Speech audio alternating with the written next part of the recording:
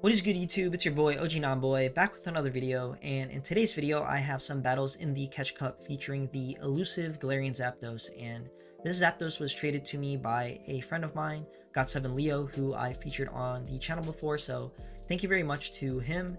And yeah, GALARIAN ZAPDOS is a pretty spicy and fun pick in the Great League. It's held back by the fact that its charge moves take forever to get to, but they hit really hard, and in my case I'm going to be running the double nukes. So if you're able to get a shield or energy advantage for the Zapdos and get a nice sweep off, it is indeed very satisfying to pull off. So without further ado, let's get into these battles here and see how the Zapdos performs here. So first match we have the Azumarill lead, and this normally isn't the worst lead for the Stunfisk, especially if the Azumarill doesn't know Hydro Pump, but we're going to be able to reach the Earthquake before the Azumarill is able to get off a move, but at this point they should be at the Hydro Pump if they haven't. So I'm going to respect it with the shield, as both of our back two Pokemon are quite weak to Azumarill, and if they take out our Stunfisk, we're pretty screwed. So going to get another Earthquake off here, opponent letting it go, and I'm going to bring the Poliwrath in here to soak some damage from the Azumarill and not have to shield my Stunfisk another time just to take it out. But we lure out a Venusaur, and now it's like not a terrible position except for the fact that the Azumarill did leave with energy. So even if we're able to take out the Venusaur here with our Stunfisk, we will be pretty low. We will survive this Frenzy Plant here just because we are facing a non-Shadow Venusaur, but at this point, like, opponent's definitely not going to throw energy onto our Stunfisk, so we're going to have to come in with the Zapdos and shield up, and this puts us in a pretty rough position since you kind of do need shields when using the GALARIAN Zapdos.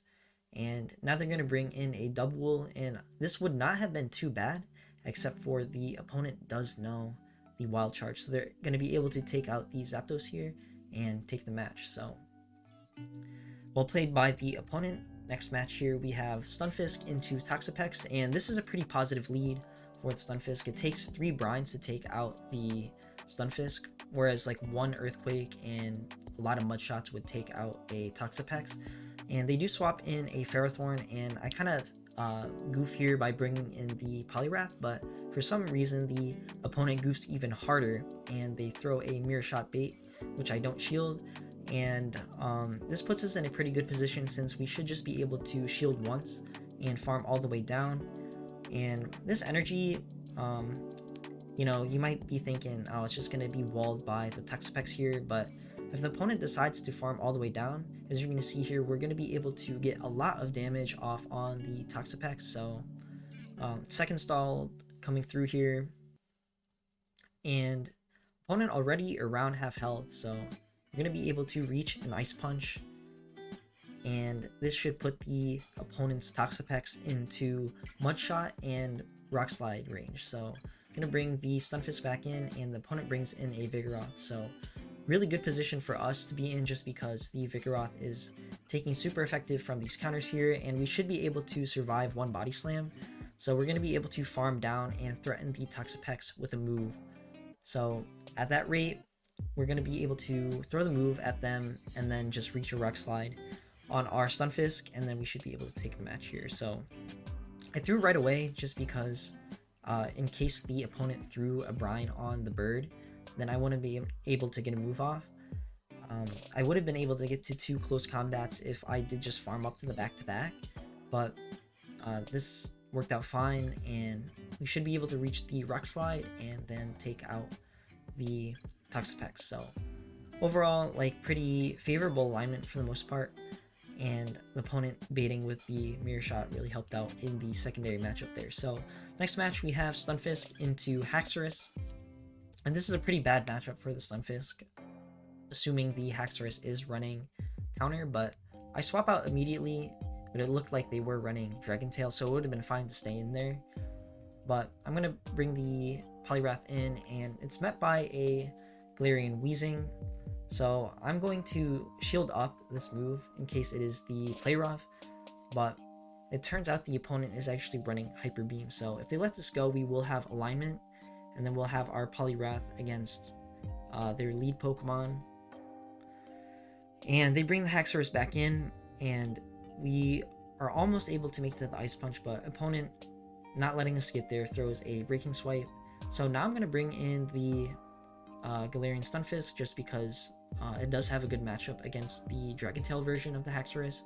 And this is where the Galarian Zapdos typing does come in clutch, only taking neutral damage from Rock Slides, and we should be able to farm them all the way down before they're able to reach a third Rock Slide and take us out. So between the energy and the Haxorus not having the counter, we should be in pretty good position here. So opponent realizing that and conceding the match, and yeah, that's a GG for us. So next match here, we have the Galarian Stunfisk into Rapidash, and the Rapidash could know high horsepower, which I'm a little bit afraid of in this lead matchup here.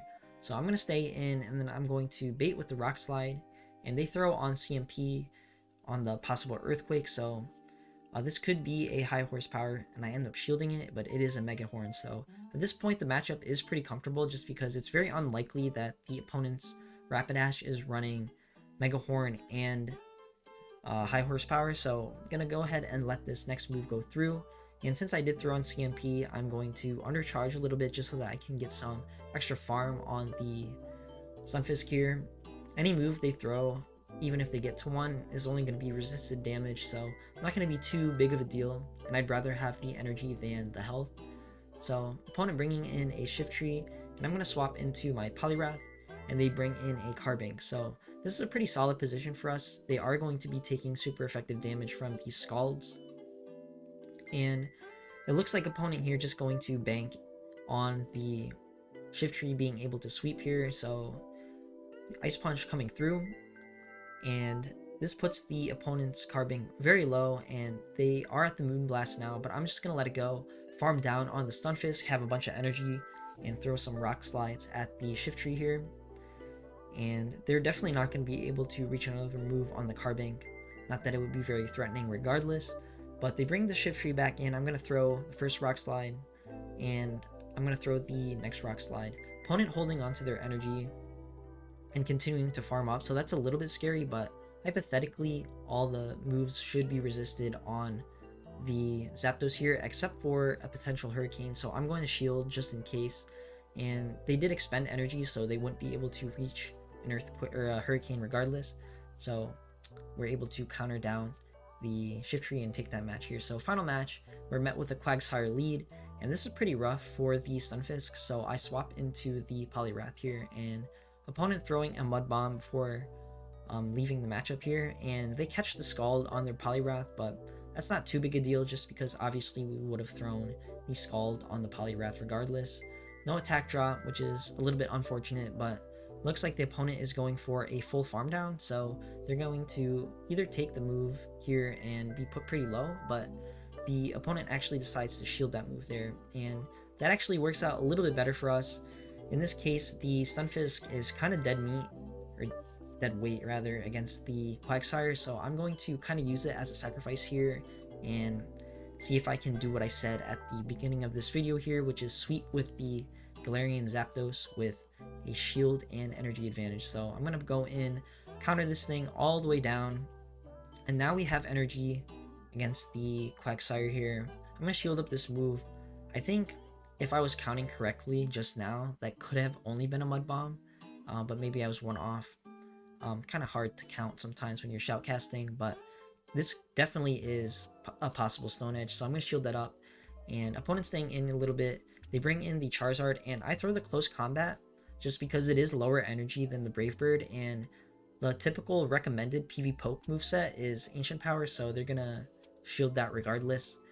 And able to get the Brave Bird off there and then take the Quagsire out with the counter. So that was a 3v1 Galarian Bird sweep. So yeah, pretty fun when you're able to pull it off. But that's all for those battles. Definitely wouldn't recommend this team, you know, if you're trying to climb, but if you're just trying to have some fun at the end of the season and farm up that Stardust before the next season starts, definitely give it a try if you have the Galarian Zapdos. So that's all for today's video. If you like the content, make sure you like, comment, and subscribe, and also submit your battles in the link in the description below, and I'll see you in the next one.